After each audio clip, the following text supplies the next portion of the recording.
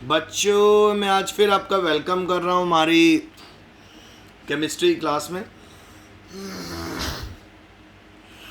और आपको पता है हम इनऑर्गेनिक केमिस्ट्री कर रहे हैं, तो आज मेरे पास कई क्वेश्चंस हैं। और ये जो क्वेश्चन है बेटा, ये मेरे पास हैं आपके लिए फ्रॉम अपना एनसीईआरटी। तो आइए करते हैं। तो पहला क्वेश्चन है, predict the number of unpaired electron in square planar platinum CN4 2 negative ion. तो बेटा सबसे पहले यहाँ पे हम, ये बड़ा इंपॉर्टेंट क्वेश्चन है क्योंकि प्लैटिनम का क्वेश्चन आया हुआ है आपको। तो सबसे पहले आपको इलेक्ट्रॉनिक कन्फिग्रेशन पता होनी चाहिए। वो होती है 5D 9 और 6S1। ठीक है। अब +2 ऑक्सीडेशन स्टेट में क्या होगा बेटा, एक इलेक्ट्रॉन S से निकल जाएगा, एक इलेक्ट्रॉन D से निकल जाएगा, तो हमारे पास कल्ला 5D8 बचा। अब यहाँ पे हमें हाइब्रिडाइजेशन सेट करनी है। तो अगर आप नोट करो, for square planar geometry hybridization है DsP2, hence the 2D electrons pair up to make 1D orbital empty, so there is no unpaired electron.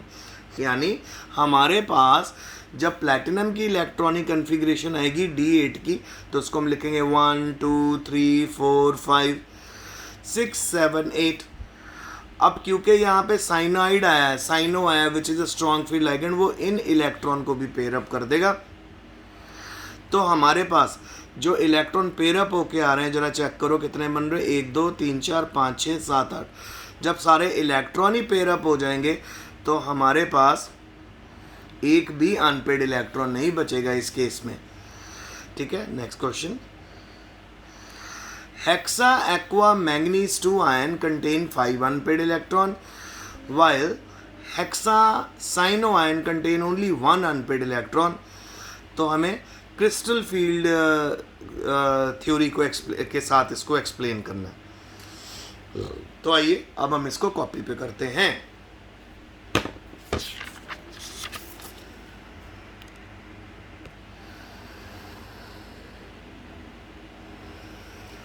Low ji,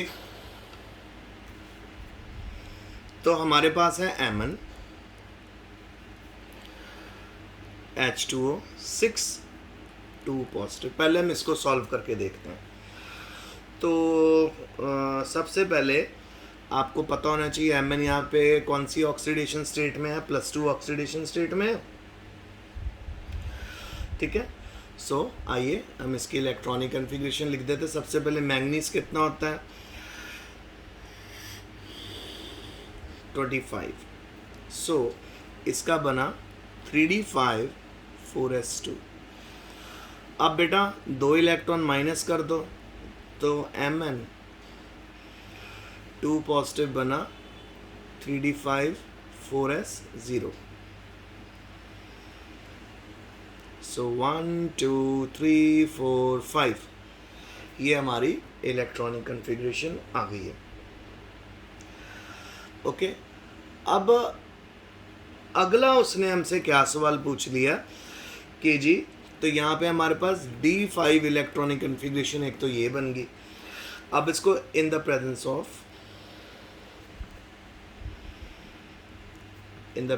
of CFSE, crystal field splitting energy क्या होगा, आइए देखें। सो हम फिर से D orbital बनाते हैं। सुबह से हम यही काम कर रहे हैं ना, ताकि अच्छे से आपको समझ आए। D के 5, तो 1 2 3 4 एंड 5, 3D5। फिर इसको स्फेरिकल फील्ड में रखना है, 1 2 3 4 5 स्फेरिकल फील्ड। अब जब यहाँ पे स्प्लिटिंग होगी तो बेटा, क्योंकि यहाँ पे हमारा जो लाइगेंड आ गया है वो हेक्साडेंटेड है, 6 लाइगेंड लगे हैं यहाँ पे। तो यहाँ पे 6 लाइगेंड है इसमें, तो हमारा T2G आएगा, T2G नीचे और EG ऊपर। अब अनपेड इलेक्ट्रॉन बनेंगे 1 2 3 4 एंड 5। क्यों जी यहाँ पे हमने पेयरिंग क्यों नहीं की जी, क्योंकि यहाँ पे जो वाटर है वो वीक फील्ड लाइगेंड है। तो T2G कितना हो गया 3, EG हो गया 2। तो इसकी इलेक्ट्रॉनिक कन्फिग्रेशन क्या बनी, हम कंपाउंड लिखेंगे Mn H2O 6 2 पॉजिटिव। तो CFSE में क्या बनी इसकी T2G 3 EG2। ठीक है, सो ये तो हो गया जी हमारा Mn वाला। उसके बाद हमारे पास आ गया बड़ी ब्रैकेट Mn CN6 और बड़ी ब्रैकेट क्लोज 4 नेगेटिव। तो यहाँ पे अनपेड इलेक्ट्रॉन हमारे पास कितने आ गए, लिखेंगे अनपेयर्ड इलेक्ट्रॉन 5। अब आगे चले देखें क्या होता है, आइए देखें फिर से। मैंगनीज 25। अब यहाँ पे भी -1 का चार्ज अंदर है, -6 अंदर, -4 बाहर। सो ये बना 3d5 4s2। 1 2 3 4 5 6 and 7। और अब आप क्या करो जी, इसमें से 2 इलेक्ट्रॉन माइनस कर दो, क्योंकि यहाँ पे मैंगनीज +2 ऑक्सीडेशन स्टेट में आ रही है। कर दिए तो फिर वहीं पे पहुँच गए हम लोग ऊपर वाले की तरह 25 2+। सो ये बन गया 3d5 4s0। एस पूरा खाली है। अब हमने क्या करना, in the presence of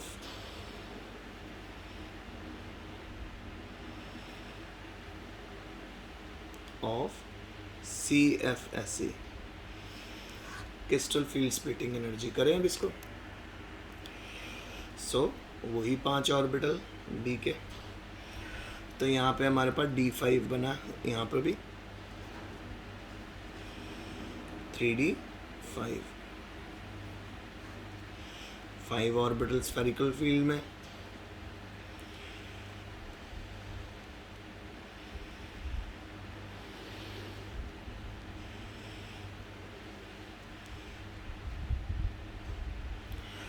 okay, अब हमने इसको स्प्लिट दे देनी है, T2G नीचे EG ऊपर।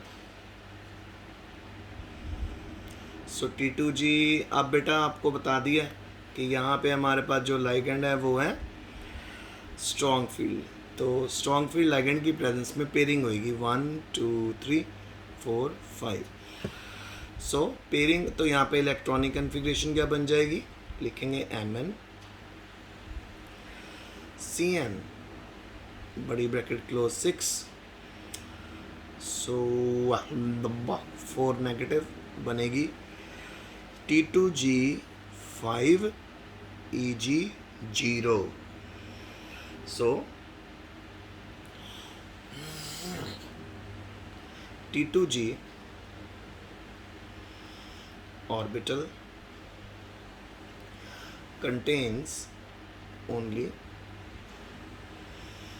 one unpaired electron।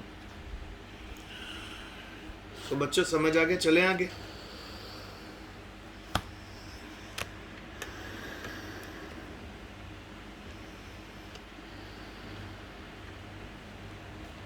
कौन है, इतना ढोली के नीचे रखे रहना।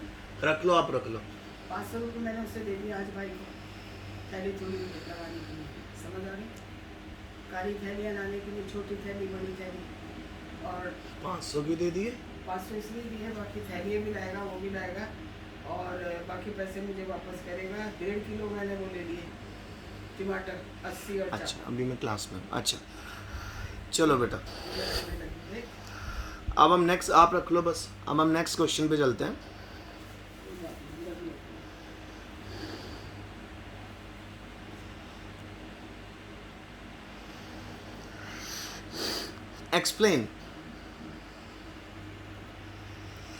Explain with 2 examples each of the following. Coordination entity का एग्जाम्पल, लाइगेंड का example, coordination number, coordination polyhedron, polyhedron, homoleptic, heteroleptic, दो दो एग्जांपल बतानी है।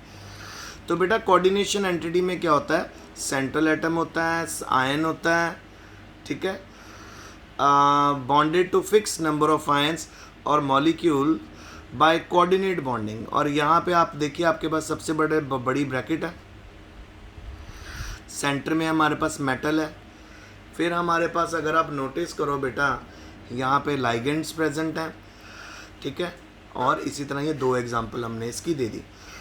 फिर है बच्चों नेक्स्ट क्वेश्चन, लाइगेंड क्या होता है, कोई भी आयन या मॉलिक्यूल जो सेंट्रल एटम और आयन से जुड़ा होता है उसको लाइगेंड बोलते हैं।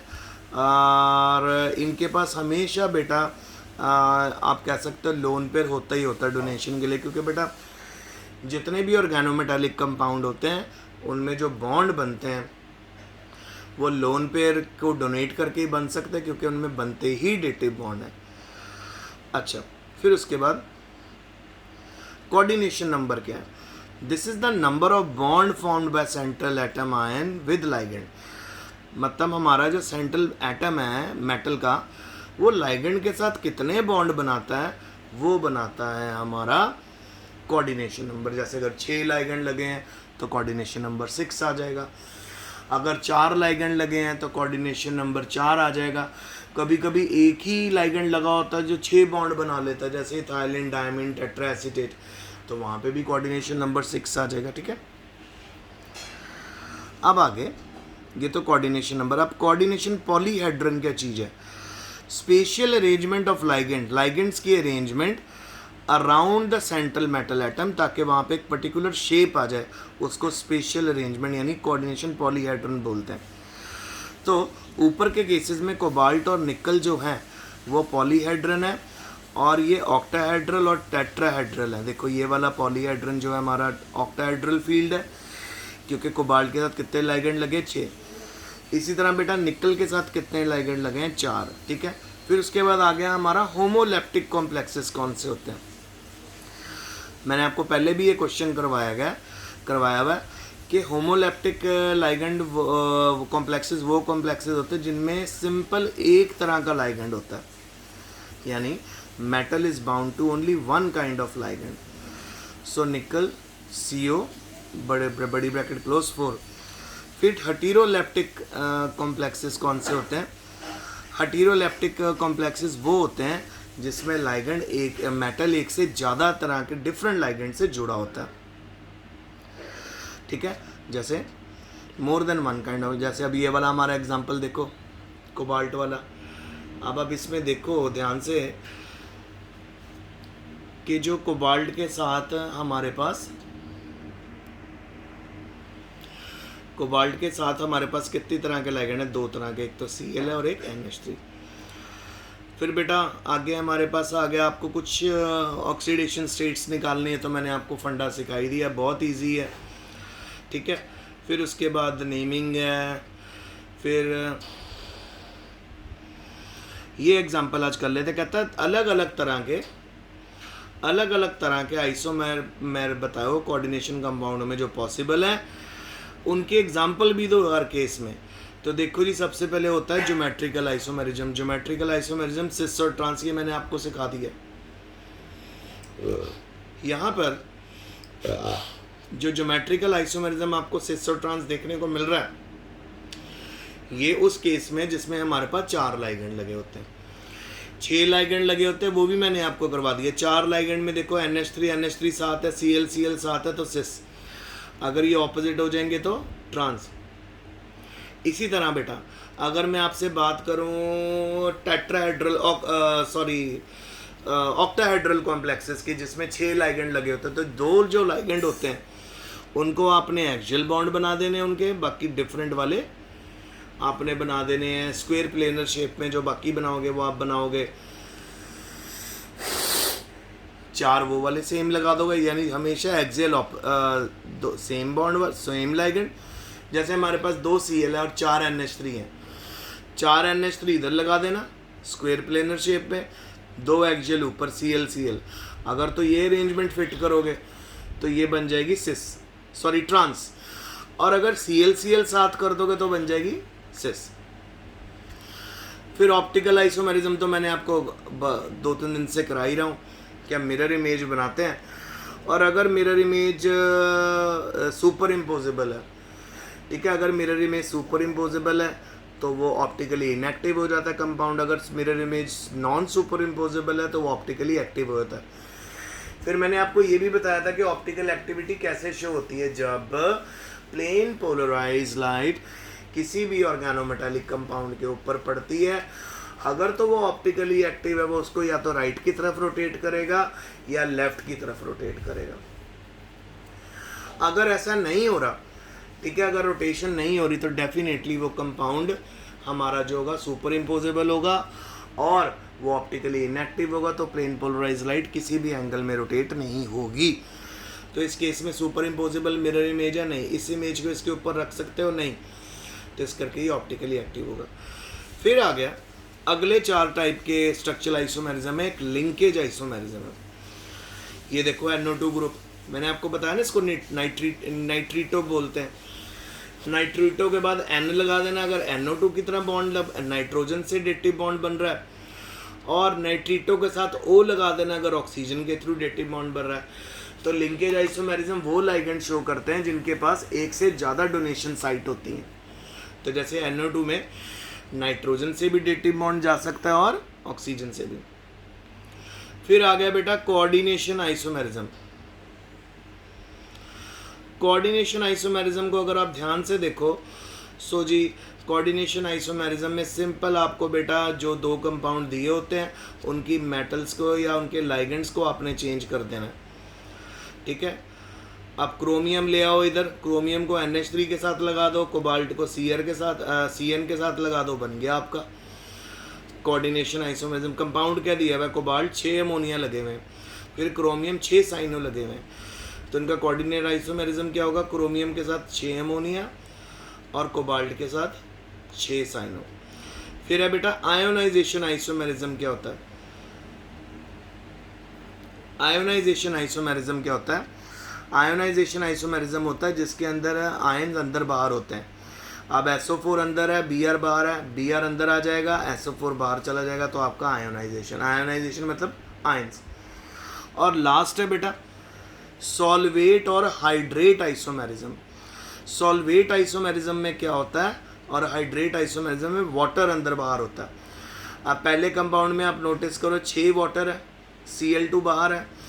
अब एक Cl अगर अंदर आ जाए और एक वाटर अगर बाहर निकल जाए तो वो सॉल्वेट आइसोमेरिज्म। देखो वाटर कितने 6, अब यहाँ वाटर कितने 5, एक बाहर आ गया, और जब आपने इसको बाहर निकालना है तो बाहर से एक Cl अंदर आएगा, एक्सचेंज। सो समझ आ गया। ज्योमेट्रिकल आपको करवा दिया, सिस ट्रांस, ऑप्टिकल करवा दिया, मिरर इमेज सुपर इम्पोजेबल है कि नहीं, लिंकेज जिसमें एक से ज़्यादा साइट होती हैं लाइगेंड्स के पास, और जैसा NO2 है हमारे पास।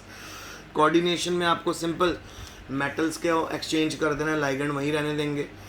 आयोनाइजेशन में जो अंदर वाला बाहर आयन है बाहर, बाहर वाला आयन अंदर। सॉल्वेट और हाइड्रेट आइसोमेरिज्म में वाटर को आप लोगों ने बाहर निकालना है, अगर बाहर है तो बाहर से अंदर लेकर आना है, तो ये हो जाएगा हमारा हाइड्रेट आइसोमेरिज्म। फिर उसके बाद एक क्वेश्चन आ गया, how many geometrical isomers are possible in the following coordinate compound. पहले तो आप ये देखो बेटा Cr के साथ सेम लाइगेंड लगे हुए हैं। याद रखना जिन भी ऑर्गेनोमेटालिक कंपाउंड में सेम लाइगेंड होते हैं, जो होमोलेप्टिक कंपाउंड होते हैं, ठीक है बेटा, जो होमोलेप्टिक कंपाउंड होते हैं उनमें कभी भी ज्योमेट्रिकल आइसोमेरिज्म नहीं होता। जैसे आपके पास एक ऑर्गेनोमेटालिक कंपाउंड है, उसमें 6 वाटर लगे हैं, एक में 6 Cn लगे हैं, एक में 4 NH3 लगे हैं, ठीक है, जिसमें मिक्स लाइगेंड नहीं है। अगर मिक्स लाइगेंड नहीं है तो उसमें ज्योमेट्रिकल आइसोमेरिज्म भी नहीं होगा, ऑप्टिकल आइसोमेरिज्म भी नहीं होगा सेम में। अच्छा, अगर डिफरेंट लगें, अब जैसे देखो कोबाल्ट में हमारे पास यहाँ पे Cl3 है, NH3 है, ठीक है। सो अगर हम देखें तो यहाँ पे भी ज्योमेट्रिकल आइसोमेरिज्म पॉसिबल नहीं होगा।